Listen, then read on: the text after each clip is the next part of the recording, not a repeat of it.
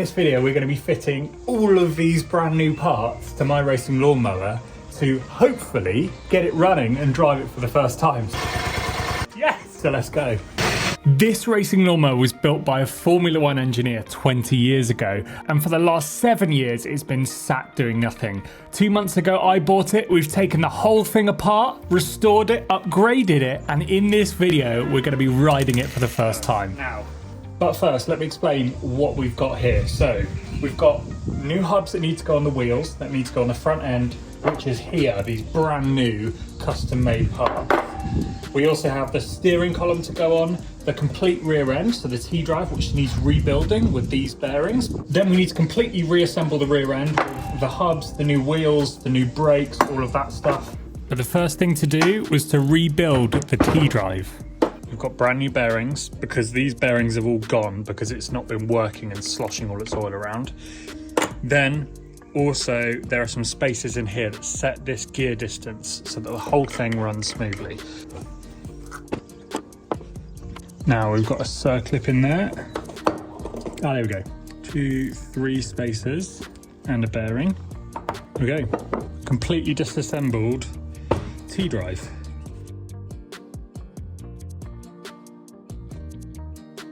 Satisfying once it's done, but that was a horrible job. Right, spacer on, and then it will eventually get a seal, but we're going to end up playing with this. Right, let's see if it miraculously fits the first time. You can see that there are spaces in here which control the distance of the main gear to the other, and you can see that in there is way too much backlash. So this part needs to go that way so that there isn't that backlash in there. So the next hour was spent taking this thing apart, adjusting the spaces, putting it back together. Yeah, so I think it's a bit tight now. Yeah, just trying to tune it and get it right. It's one of those things where you just got to take it apart, put it back together, try a load of different things to get it right.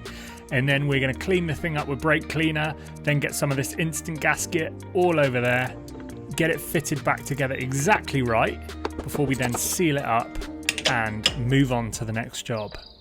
All right, the first thing to go on here is going to be the steering. So we've got the first shaft, which goes in that way, and then the second one, which I've painted, I'm happy with that, goes in up here, up to the bearing. So we'll work on that now. So I've got this steering beam in, which is secured between 2 little clamps here. This is too long because I'm gonna have to fit this, which is like the steering tongue, onto there and then trim it off where I want it. And then I've stopped because I've fitted the steering beam, but you can see there's a problem, it's too long. So it used to come much more at an angle like this and then down. So I've changed all of that, and then this point has moved when we made this. Now, all of this might seem like I'm dilly-dallying because I'm not finishing all of this off. That is because I'm still waiting on the hub that goes in there, which controls the length of the belt, which then controls exactly where this engine sits on the mower. That then means that this A-frame can't be, you can see it's not finished. We're gonna have a bolt in here, we're gonna trim these pieces off, but we can't do any of that until that drive piece is in, because we don't know exactly where the engine's gonna sit. So I'm gonna have to leave that there for now, to then cut all of these pieces once we're done. So more new pieces. We've got these rose joints, 1/2 inch, weird size, never used that before. These are going in there, and then we can get our brand new first part on. So this Alan's been making, and we've got some new stub axles for the mower to go on. Excited for this. Right, we have the first brand new part going on. So sits into here. And once we undo this bit, now this is where I had a minor panic. Once I got this on, you can then see that there isn't a whole load of steering angle. Now this was down to me setting up the camber wrong. So once we got that, we sort that out later on in this video. But steering tongue going on, excited. This is a load of firsts here. Loads of stuff I've been working on is now going back on the mower, hopefully for the final time. So I need to build up the rear axle. I rebuilt that yesterday, that's all going well. I then need to put the brakes on the bearings, the pillow blocks, and then the hubs and everything on there, and then fit it up under the rear axle. There we go. And then the hub, which is 29mm from the end. Okay, hub done up on that side. On the other side. There we go. That is that built now. So it was time to lift it up under the rear of the mower, and then, well, my gimbal died. So you're not going to see that. I just spent about 10 minutes wrestling this up in here. So got the brake disc lined up on the shaft. We then have the pillow block bolted in both ends there, just loosely. And then I just need to adjust this one before I can get it all done up. You sort of like up under there, trying to hold it up while getting it all fitting and in the right place. And I had one pillow block and then the other one, and there's a lot of this at the moment, but all good. After fitting all of this, I then realised that my brake rotor is actually round the wrong way. So I'm going to do that off camera. But next job is going to be to do with my exhaust. And to do that, I'm going to need to take the engine off and get it on the bench. So I'm going to do that now. It's A-frame off, then just the throttle cable. Here, that is disconnected.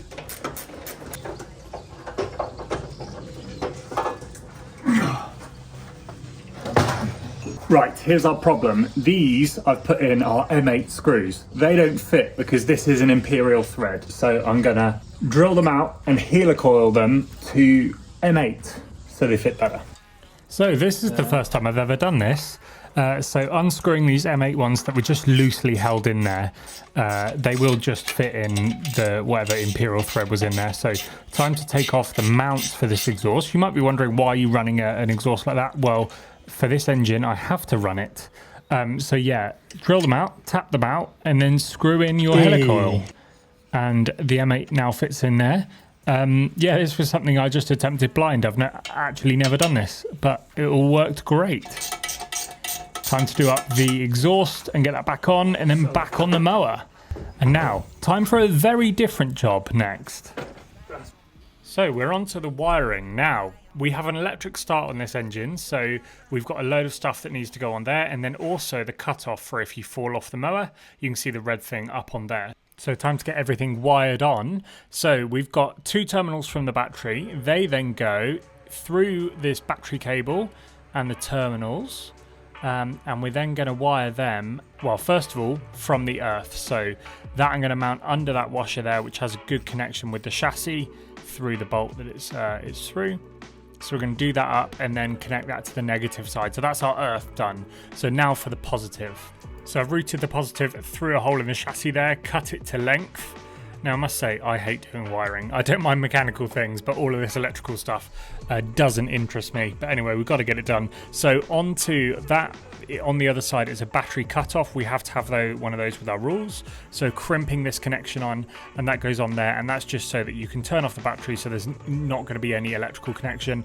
And also, for example, if a kid came over and hit the starter button, the mower's not going to go flying off down the hill. So that's all done up. I've then routed it across the front of the cutter deck, which is well clear of where the belt's going to be, and then zip tied up. And then once it's all done, that is what it looks like, with a small 12-volt connection to the battery and then also to the button. So that leaves one thing to try, and it's to see if this will start. So let's do that. Right, let's try it.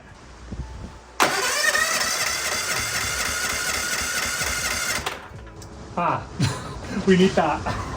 So this is the cutoff that means if you fall off, it kills the engine. So of course there'll be no ignition without that.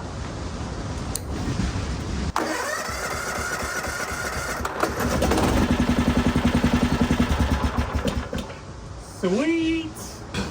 I mean, I knew it ran, but it's a new mower technically, so we like that. Now, the one thing I was missing, I've got all of this sorted, but was a way to fasten down this battery. We don't want it jumping out of here. So what I've come up with is this.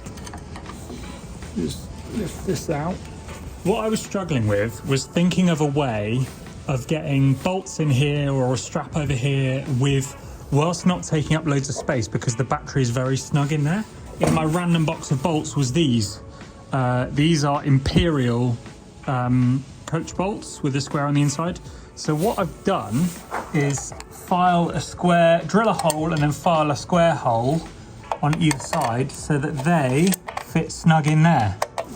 And once that's in, that takes up almost no space in there.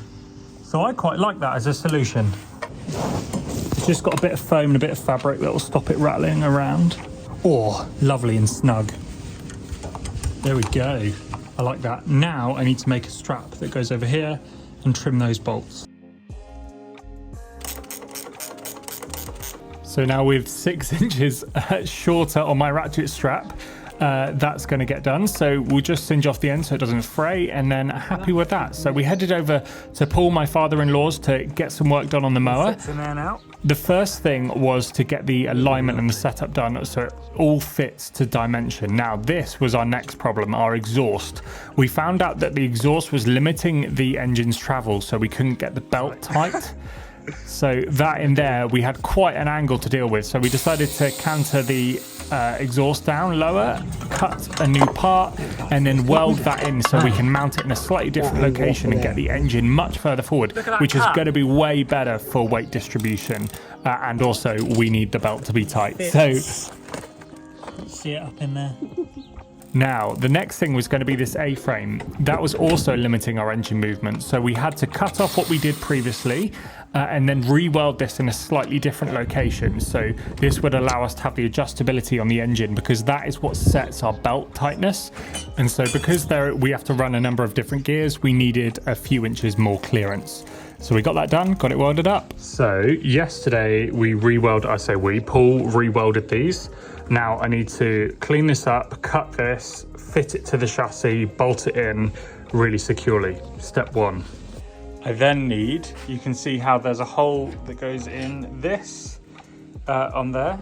Now the wheel obviously needs moving down. So I also need to drill that and get that fitted. But obviously this needs to be exactly parallel with here so the steering wheel is straight. So that's going to take some jigging up to do. Then if we fold this up, out the way, we then have the new pulley and clutch system to get running. So we're going to be drilling the holes to get this A-frame fastened on because it needs to be on there good, because it's going to have me hanging off it at 40 miles an hour-ish all season. So this is just me trimming it off the excess, drilling the holes, and then drilling matching holes on the chassis as accurately as I can. So just a pair of mole grips to hold that on, mark where we need to drill through, and then fasten them on with some M8 fasteners.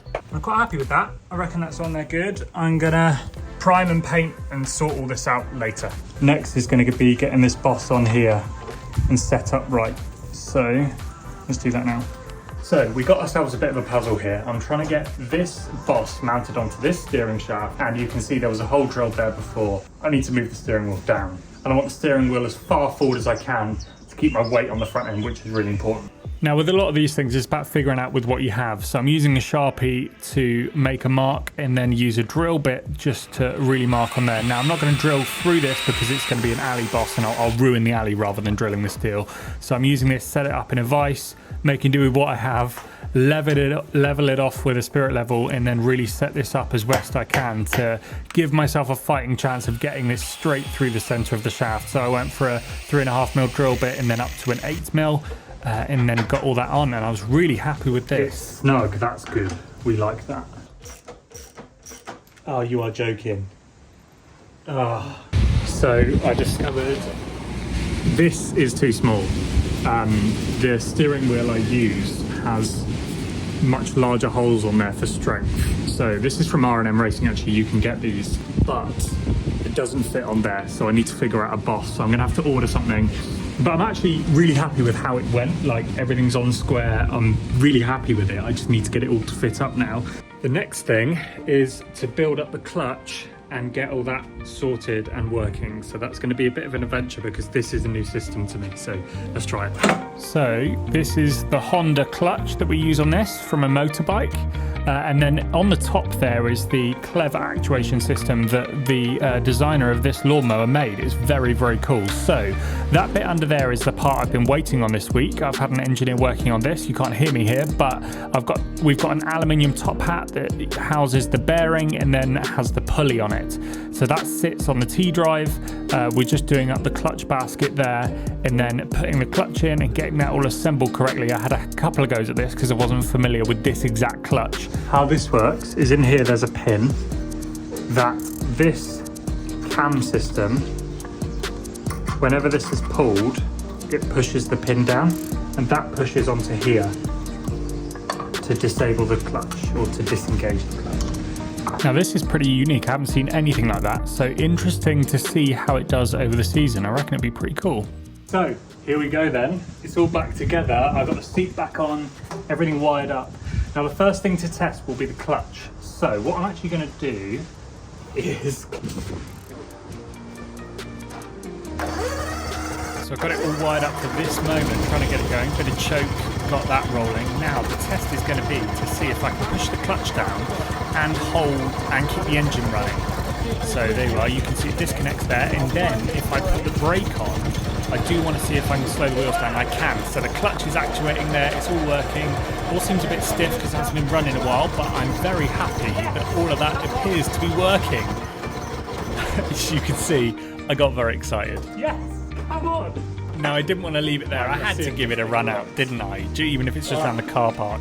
So I got this going. All very new to me. I haven't ridden this thing or the old steering wheel on there, so it works. It seemed to run all right. So still more to do in the next video, but there's a lot coming. Hopefully next time you're going to see me run this in anger.